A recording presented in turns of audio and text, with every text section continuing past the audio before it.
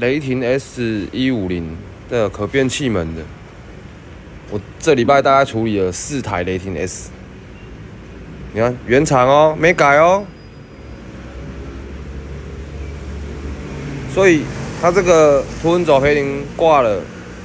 然后呢，它的气门间隙就非常大，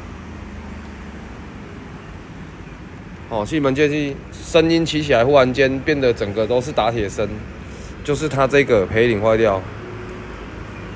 所以培林，然后凸轮轴，因为它滚针的嘛，凸轮轴的滚针跟凸轮轴培林，还有曲轴培林以及启动盘，是雷霆的车系的常见问题。